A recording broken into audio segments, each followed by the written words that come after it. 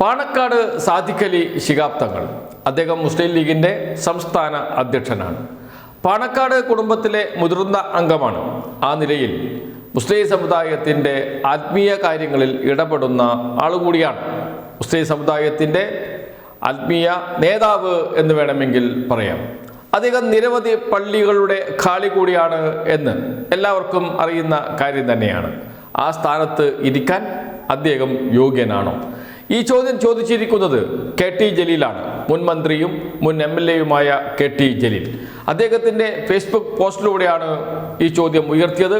അതോടൊപ്പം നാലാംകിട രാഷ്ട്രീയക്കാരൻ കൂടിയാണ് പാണക്കാട് സാദിഖ് അലി തങ്ങൾ.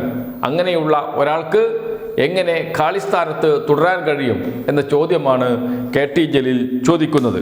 അദ്ദേഹത്തിൻ്റെ ഫേസ്ബുക്ക് പോസ്റ്റ് ഇങ്ങനെയാണ്: PM ശ്രീയിൽ വാക്കുപാലിക്കാത്ത സാദിഖ് അലി തങ്ങൾ ഖാലിസ്ഥാനം ഒഴിയണം. ഞാൻ അദ്ദേഹത്തെ ഖാലിയായി അംഗീകരിക്കില്ല. PM ശ്രീയുടെ പേരിൽ കടുത്ത വർഗീയത മുസ്ലിം സമുദായത്തിൽ പ്രചരിപ്പിച്ചതിന് മുസ്ലിം ലീഗും നിരവധി പള്ളികളുടെ ഖാലിയായ സയ്യിദ് സാദിഖ് അലി ശിഹാബ് തങ്ങളും പരസ്യമായി മാപ്പ് പറയണം. സാദിഖ് അലി തങ്ങളുടെ പ്രസ്താവനകളെ ലീഗ് അധ്യക്ഷൻ്റേതിനേക്കാൾ മതപദവിയായ ഖാളിയുടെ സത്യസന്ധമായ വാക്കുകളായാണ് സമുദായം കേൾക്കുന്നത്.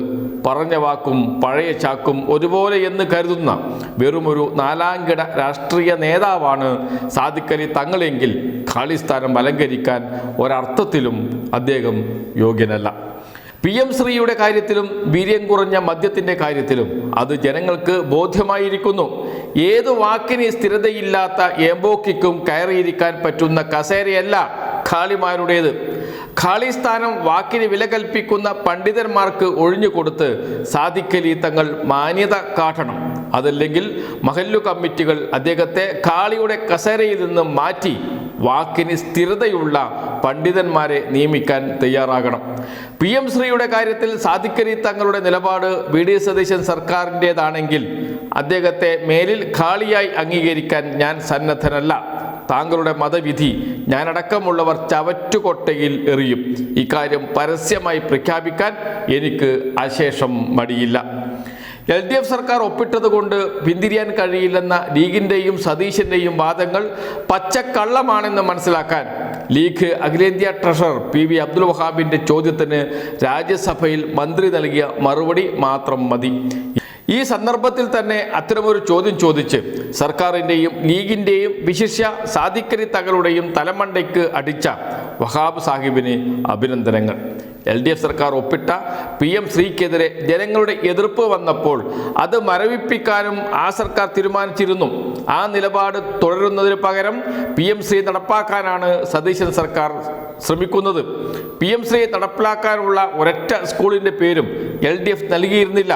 അതുകൊണ്ട് പിണറായി വിജയനെയോ ശിവൻകുട്ടിയെയോ കേന്ദ്ര സർക്കാർ ജയിലിലൊന്നും ഇട്ടിട്ടില്ല. PM ശ്രീയിൽ നിന്ന് പിന്മാറിയാൽ എന്ത് മാങ്ങാത്തൊലി സംഭവിക്കുമെന്നാണ് മുഖ്യമന്ത്രിയും ലീഗ് മന്ത്രിയും പറയുന്നത്. സതീശനെയും ശംസുദ്ദീനെയും നരേന്ദ്രമോദി ജയിലടക്കുമോ, തൂക്കിക്കൊല്ലുമോ? കേന്ദ്രം PM ശ്രീക്ക് നൽകുന്ന പണം വിനിയോഗിക്കാൻ സർക്കാർ സ്കൂളുകളുടെ ലിസ്റ്റ് കൊടുത്തില്ലെങ്കിൽ അമിത്ഷാ ലീഗിനെയോ ശംസുദ്ദീനെയോ വിഴുങ്ങുമോ? നിങ്ങൾ കൊടുക്കുന്ന ലിസ്റ്റിലെ ഓരോ സ്കൂളിലും PM ശ്രീയിൽ കിട്ടുന്ന പണത്തിൽ നിന്ന് ഒരു നയാ പൈസ വിനിയോഗിക്കാൻ നാട്ടുകാർ സമ്മതിക്കില്ല. ആ പണം ഉപയോഗിച്ച് നരേന്ദ്രമോദിക്ക് അദ്ദേഹം ജീവിച്ചിരിക്കെ കേരളത്തിൽ സ്മാരകം പണിയാമെന്ന് ആരും വിചാരിക്കേണ്ട. അതിന് ഞങ്ങളുടെയൊക്കെ തല മണ്ണിൽ കുത്തണം. കാരണം അത്രമാത്രം ആ പണം നിഷിദ്ധമാണെന്നും മുസ്ലിം വിരുദ്ധമാണെന്നും പ്രചരിപ്പിച്ചവരാണ് UDF, പ്രത്യേകിച്ച് ലീഗ്.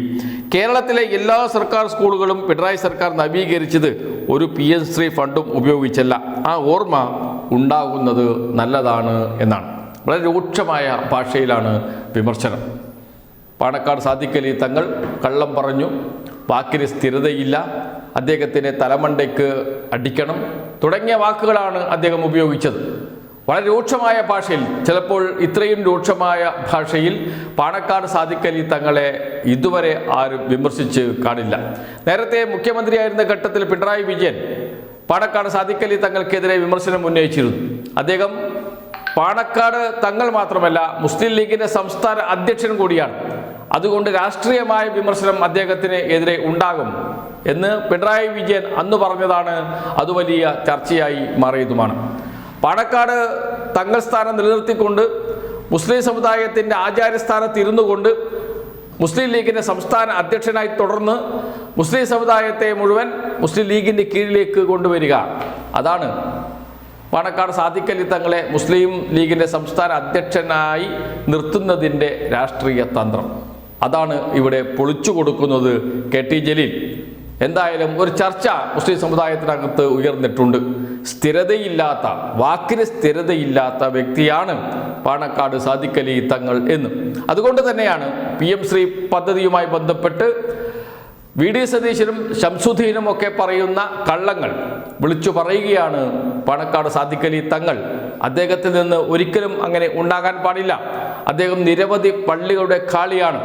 അദ്ദേഹത്തിൻ്റെ വാക്കുകൾ സമുദായത്തെ സംബന്ധിച്ച് അവസാന വാക്കാണ്. അങ്ങനെയുള്ള ഒരാൾ എങ്ങനെ ഇത്തരം കള്ളങ്ങൾ വിളിച്ചു പറയുന്നു എന്ന ചോദ്യമാണ് ചോദിക്കുന്നത് KT ജലീൽ. എന്തായാലും KT ജലീലിൻ്റെ ഈ ചോദ്യം മുസ്ലിം സമുദായത്തിനകത്ത് വലിയ ചർച്ചയായി മാറിയിട്ടുണ്ട്.